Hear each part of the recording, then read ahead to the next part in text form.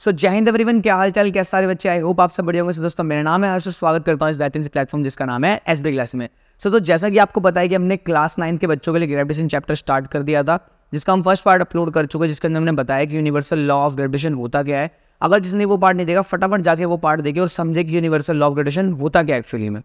आज के पार्ट में दोस्तों में बात कर रहे हैं कि जो यूनिवर्सल लॉ हमने पिछली क्लास में पढ़ा था, वो उसकी इंपॉर्टेंस क्या है, कि क्या है उसकी इंपॉर्टेंस। तुम्हारी बुक के अंदर टॉपिक भी है कि importance of universal law of gravitation उसका क्या है। आपको आज की क्लास में पूरा वो याद करा दूंगा, चारों के चारों पॉइंट दिमाग में आपके बैठ जाएंगे। एंड उसके बाद हमें पढ़ना है थोड़ा सा फ्री फॉल, कि फ्री फॉल होता क्या एक्चुअली में। टाइम ना गवाते हुए चलिए स्टार्ट करते हैं। दोस्तों टॉपिक ऊपर लिख चुका है, importance of universal law of gravitation. थोड़ा शॉर्ट फॉर्म में लिखा, ज़्यादा माइंड मत करना भाई, ठीक है। दोस्तों स्टार्ट करते हैं पहले फटाफट, ठीक। देखो भाई, इसके अंदर अपने को पढ़ने हैं 4 पॉइंट पढ़ने हैं। कितने पॉइंट पढ़ने हैं? 4 point.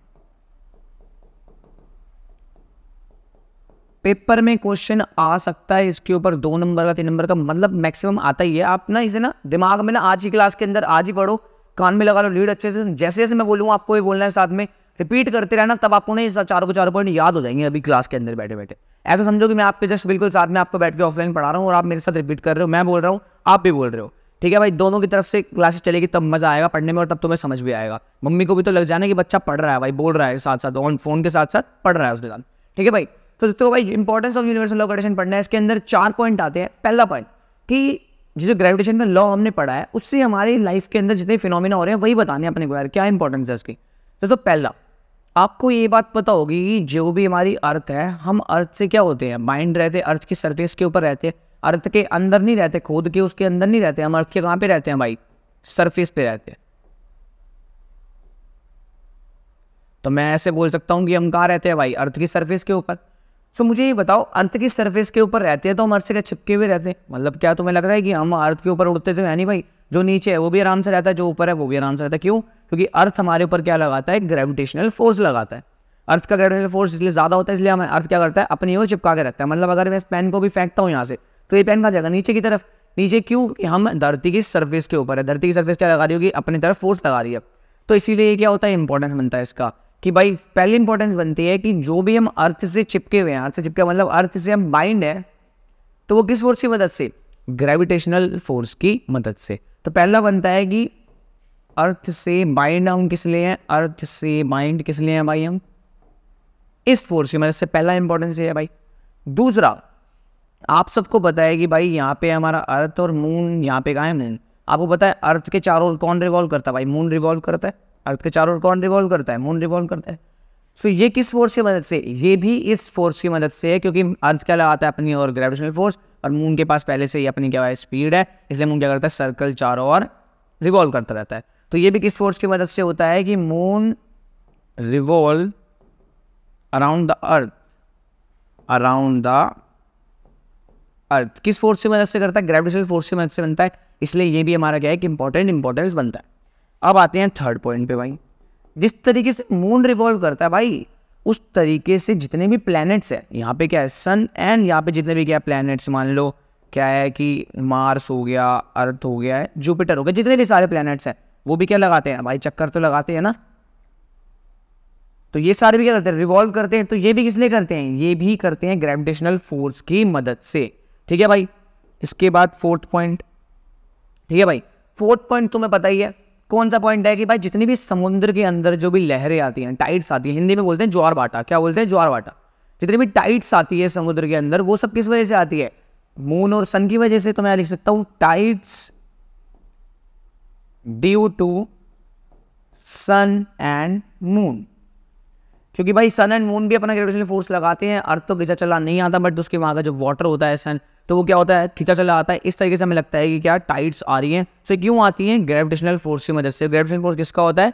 Due to sun and the moon. दोस्तों ध्यान रखना, 4 पॉइंट आपको अच्छे से याद रखने हैं। सबसे पहला पॉइंट क्या है कि भाई अर्थ से क्या होते हैं? बाइंड होते हैं। तो ये फोर्स क्या करता है? हमें अर्थ से बाइंड करके रखता है, अर्थ से चिपका के रखता है। मेरे साथ रिपीट करना है, क्या करके रखता है? अर्थ से बाइंड करके रखता है। वाला फोर्स अर्थ से चिपका के रखता है। सेकेंड पॉइंट आपको क्या बोलना है कि भाई जितना भी जो मून है वो क्या करता है? अर्थ के चारों ओर रिवॉल्व करता है। क्यों?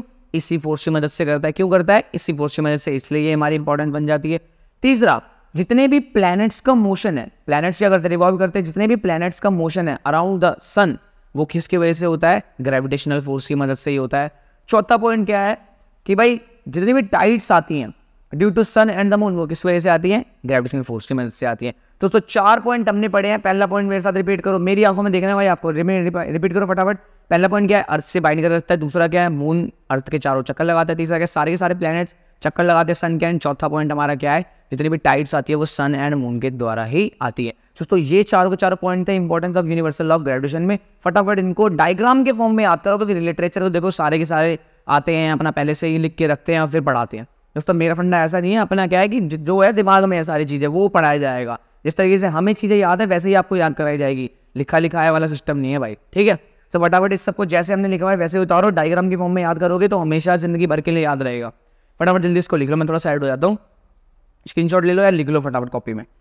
अब बढ़ते हैं भाई नेक्स्ट टॉपिक पे। नेक्स्ट टॉपिक आज का है भाई हमारा जो कि है फ्री फॉल, जिसको हिंदी में बोलते हैं मुक्त पतन। क्या बोलते हैं, मुक्त पतन। ये क्या है भाई फ्री फॉल? आज की वीडियो में बस ये फ्री फॉल के बारे में ही जानेंगे, इससे ज़्यादा आज की वीडियो में हम नहीं देखेंगे, इसलिए वीडियो थोड़ी सी छोटी होने वाली, ज़्यादा माइनस करना। वीडियो देखिए, नेक्स्ट पार्ट होगा जिससे काफ़ी मज़ेदार होगा, काफ़ी बेस्ट पार्ट होगा, उसके लिए तब तक के लिए स्टे ट्यून भाई, ठीक है। तो फ्री फॉल का मतलब क्या होता है, इसको हिंदी में मुक्त पतन बोलते हैं। ये देखो बहुत सिंपल सा समझो इसको। अभी जैसे तुम्हें पता है कि भाई मैं इस पेन को ऊपर फेंकता हूँ तो पेन कहाँ आता है, नीचे गिरता है। क्यों गिरता है? क्योंकि अर्थ क्या लगा रहा है इसके ऊपर, ग्रेविटेशनल फोर्स लगा रहा है। तो सिंपल सी बात मैं बोलूँ, फॉलिंग ऑफ ऑब्जेक्ट, कि ऑब्जेक्ट का गिरना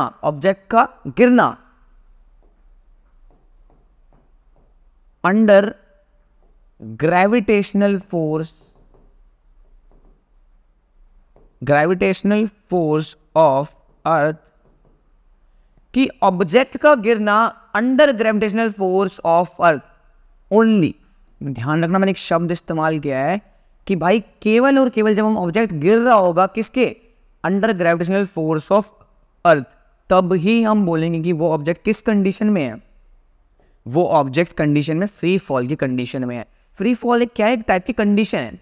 ये कब आती है कि जब कोई भी ऑब्जेक्ट गिर रहा होता है, मतलब हमने कोई चीज को ऊपर फेंका और कोई ऑब्जेक्ट नीचे गिर रहा है, किस फोर्स के अंडर, ओनली केवल और केवल ग्रेविटेशनल फोर्स ऑफ अर्थ के अंदर। अगर उस ऑब्जेक्ट पे केवल और केवल ग्रेविटेशनल फोर्स लग रहा है, वो भी अर्थ का, तब हम उस ऑब्जेक्ट को बोलेंगे फ्री फॉल। इसका कहने का मतलब है कि जब कभी भी आप कोई भी ऑब्जेक्ट को ऊपर से नीचे गिरेगा ऑब्जेक्ट, तो हमें मान के चलना है कि केवल और केवल इस पे क्या लग रहा है, बस ग्रेविटेशनल फोर्स ही काम कर रहा है और कोई फोर्स नहीं काम कर रहा। जैसे आपको पता है कि जब ऑब्जेक्ट नीचे गिरेगा तो एयर की रेजिस्टेंस भी तो काम करती है, इसके अपोजिट एयर भी तो धक्का मारेगी इसको। तो वो सब चीज़ें क्या करनी है हमारे को, यहाँ लिख देता हूँ कि जितनी भी एयर की रेजिस्टेंस होगी, एयर से जितनी भी रुकावट होने वाली होंगी, एयर सारी रेजिस्टेंस को हमें नेग्लेक्ट करके चलना है, मतलब हमें मान के चलना है कि ये सब चीज़ें नहीं हो रही है। तो क्या हो गया डेफिनेशन सुनना भाई, free fall is a condition of falling of object under the gravitational force of earth only. मतलब कि ये एक टाइप की कंडीशन है जब कोई भी ऑब्जेक्ट ऊपर गिर रहा होगा, केवल और केवल ग्रेविटेशनल फोर्स उस पर ही काम करना चाहिए, तब हम बोलेंगे कि वो ऑब्जेक्ट किस कंडीशन में है, फ्री फॉल की कंडीशन में है। तो दिमाग क्लियर कर लो, मतलब ऑब्जेक्ट गिरेगा बट केवल और केवल कौन सा फोर्स लगना चाहिए उस पर, सिर्फ अर्थ के जो ग्रेविटेशनल फोर्स लगा वही लगना चाहिए और कोई फोर्स नहीं लगना चाहिए। इसका मतलब एयर की रेजिस्टेंस को हमें नेगलेक्ट करना है, तो उस टाइप की कंडीशन को हम बोलेंगे फ्री फॉल, मतलब बोलेंगे मुक्त पतन बोलेंगे। क्या बोलेंगे? मुक्त पतन। तो दोस्तों ये थी आज की वीडियो जिसके अंदर मैंने पढ़ा इंपॉर्टेंस ऑफ ग्रेविटेशन लॉ क्या है एंड दूसरा हमने पढ़ा फ्री फॉल क्या है। दोस्तों नेक्स्ट वीडियो में हम बात करेंगे एक्सेलरेशन ड्यू टू ग्रेविटी की, मतलब स्मॉल जी की। इसके बारे में हम पूरा डिराइव करेंगे कि ये होता क्या है, कहाँ से आया, क्यों इसका नाम ये पड़ा, एंड इसकी वैल्यू अर्थ के ऊपर कितनी होती है, कैसे निकालनी है, सारे ही सारे हम उसमें चर्चा करेंगे। तब तक के लिए इस वीडियो को देखें। अगर आपको वीडियो अच्छी लगी तो प्लीज़ वीडियो को लाइक करें, चैनल को सब्सक्राइब। तब तक के लिए बाय बाय, टाटा, मिलते हैं नेक्स्ट क्लास में।